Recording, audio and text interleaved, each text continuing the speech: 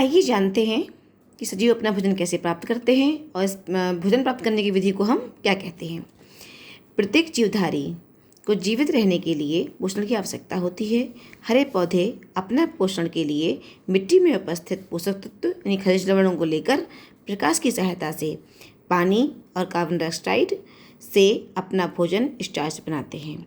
इसी क्रिया को क्या कहते हैं? प्रकाश संश्लेषण। ये मोस्ट इम्पॉर्टेंट है। इसे इंग्लिश में हम फोटोसिंथेसिस भी कहते हैं। पौधों का हरा रंग उनमें पर्णहरित क्लोरोफिल नामक पदार्थ के कारण होता है, जो प्रकाश संश्लेषण के लिए अति आवश्यक है। आइए देखते हैं प्रकाश संश्लेषण क्या है।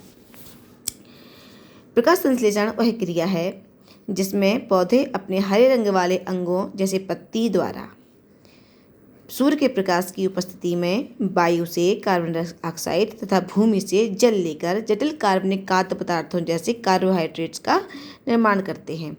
ऑक्सीजन गैस O2 बाहर निकालते हैं। इतना तो क्लियर हो गया ना। अब ये एक चीज़ और ध्यान रखिए, हरे रंग वाले पत्ते वाले पौधे ही भोजन बनाते हैं सूर्य के प्रकाश में, ठीक है। और ये प्रक्रिया सिर्फ दिन में ही होती है कि सूर्य जो है दिन में ही होता है।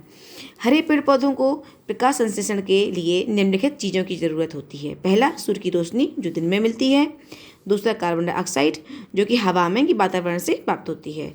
तीसरा, पानी, ये पौधों की जड़ें मिट्टी से प्राप्त करती हैं। जो वर्षा द्वारा जमीन में चला जाता है वो भूमिगत जल पौधे अपनी जड़ों द्वारा सोख लेते हैं।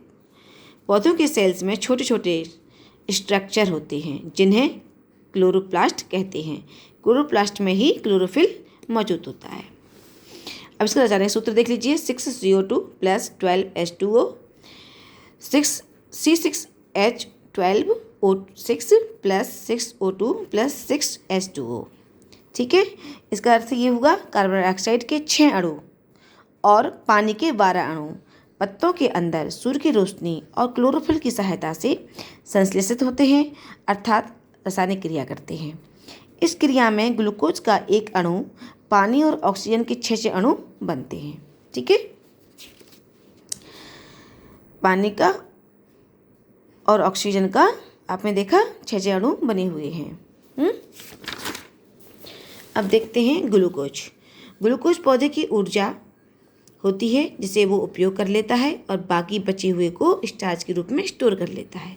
नेक्स्ट पॉइंट, पानी के 6 अणु जो रासायनिक क्रिया द्वारा पैदा होते हैं दोबारा से जैव रासायनिक प्रतिक्रियाओं में लग जाते हैं। नेक्स्ट पॉइंट, ऑक्सीजन के 6 अणु स्टोमाटा यानी कि रंध्र के द्वारा, पत्तियों में जो रंध्र पाए जाते हैं के द्वारा वातावरण में चले जाते हैं। प्रकाश संश्लेषण की प्रक्रिया में पैदा हुई यह ऑक्सीजन पानी के अणुओं से बनी होती है, ना कि कार्बन डाइऑक्साइड से, ठीक है। अब आप देख लीजिए प्रकाश संश्लेषण की प्रक्रिया कैसे हो रही है वातावरण में। प्रोसेस ऑफ फोटोसिंथेसिस, ये सूर्य है, इसकी लाइट कहाँ पड़ रही है? पौधे पर, ठीक है। कार्बन डाइऑक्साइड ये छोड़ रहा है, ले रहा है, ग्रहण कर रहा है। ऑक्सीजन ये छोड़ रहा है, ठीक है। जल देखिए कहाँ से प्राप्त करता है? भूमि से।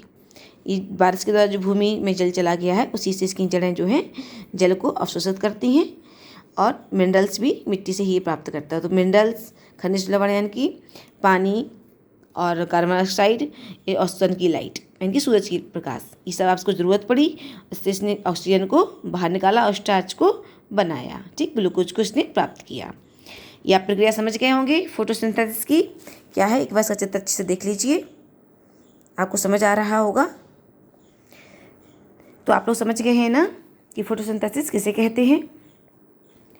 इसमें मुख्य बातें आपको ध्यान रखनी है वो ये हैं कि ये प्रक्रिया दिन में होती है, क्योंकि सूर्य की रोशनी दिन में ही होती है, ठीक है। और एक चीज़ और ध्यान रखनी है आपको, इसका रासायनिक सूत्र याद करना है। अब हम आपको बताएंगे जो पौधे स्वयं भोजन बनाते हैं यानी कि जो जीव स्वयं भोजन बनाते हैं वो स्वपोषी कहलाते हैं, और जो भोजन स्वयं नहीं बनाते उन्हें हम क्या कहते हैं। आइए ये सब हम अपने नेक्स्ट वीडियो में देखेंगे।